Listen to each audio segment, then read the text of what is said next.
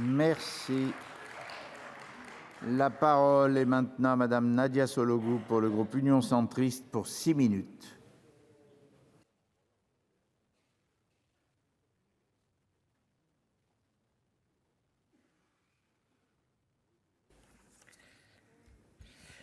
Monsieur le président, monsieur le ministre, madame la rapporteure, madame la présidente de la commission, mes chers collègues, lorsque je suis arrivée au Sénat en 2017, je dois vous faire un aveu, je me suis promis de ne pas déposer de PPL.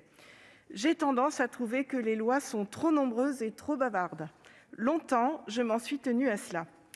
Et puis un jour, j'étais dans la rue, une amie à la retraite, femme de paysan, me téléphone, et soudain, elle fond en larmes. Il faut faire quelque chose, avec 500 € par mois, je n'y arrive plus. Et là, tout s'est arrêté.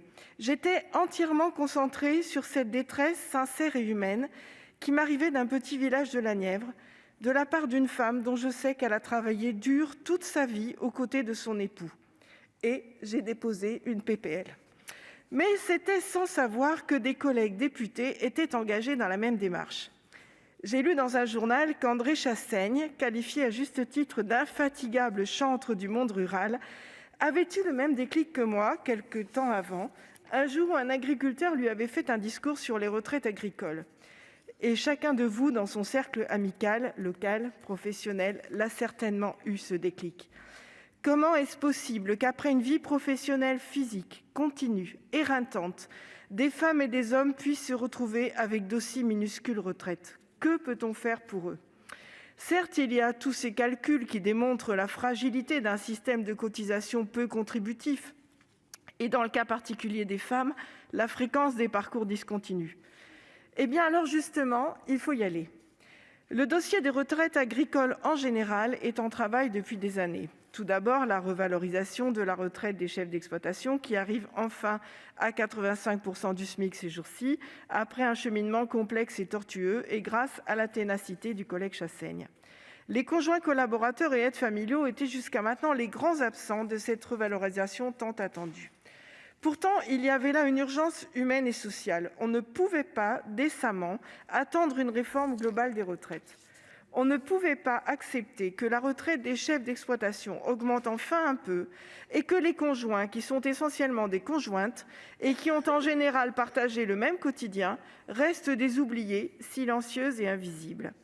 Le collègue Chassaigne, de nouveau lui, ainsi que Jacqueline Dubois, dans le prolongement des avancées pour les chefs d'exploitation, est contraint à la fois par la complexité de la construction en 3 niveaux de la retraite du conjoint collaborateur et par le principe d'équité par rapport à d'autres retraités, ont réussi un exercice de haute voltige.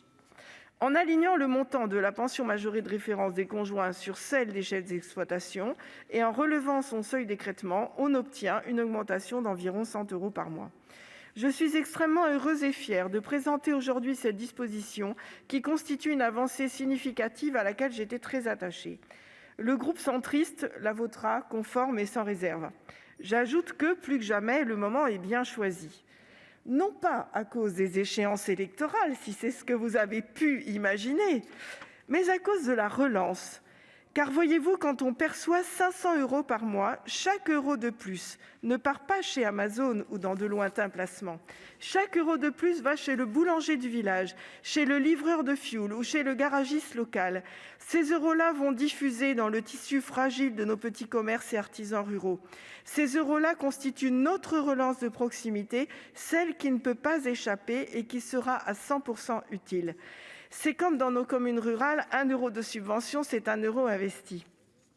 Alors tous ces mois de bataille pour arracher environ 160 millions d'euros, ou peut-être moins si j'ai bien compris, sont un peu dérisoires à côté des milliards que l'on a vus défiler, mais c'est un autre débat. Il faudra aller plus loin. Cette PPL doit également être un appel pour que plus jamais les cotisants et cotisantes agricoles, par défaut de cotisation, ne se retrouvent dans des situations insupportables et indignes. La retraite ne doit plus jamais être une variable d'ajustement. Un appel à ce que chacun et chacune se pose, en toute connaissance de cause, la question de son statut dans la durée. Un appel à lutter contre le non-recours à l'ASPA et contre le non-recours aux droits en général. Que nous ayons été plusieurs à porter ce sujet est une excellente nouvelle. C'est la preuve qu'il y a là un dossier de première importance. Oui, monsieur le ministre, le sujet des petites retraites doit être traité dans sa globalité, comme vous nous l'avez dit. Aujourd'hui, un grand pas est fait. Je vous remercie très sincèrement pour votre engagement sur ce dossier et je remercie les services qui vont être fortement sollicités pour sa mise en œuvre rapide. Je me permets de compléter votre propos. On est tous fils, petits-fils, arrière-petits-fils d'agriculteurs. On est parfois aussi femmes d'agriculteurs. Et merci de vous en être souvenus. Pour finir, je cite juste Paulo Coelho. Personne ne peut retourner en arrière, mais tout le monde peut aller de l'avant. Je vous remercie.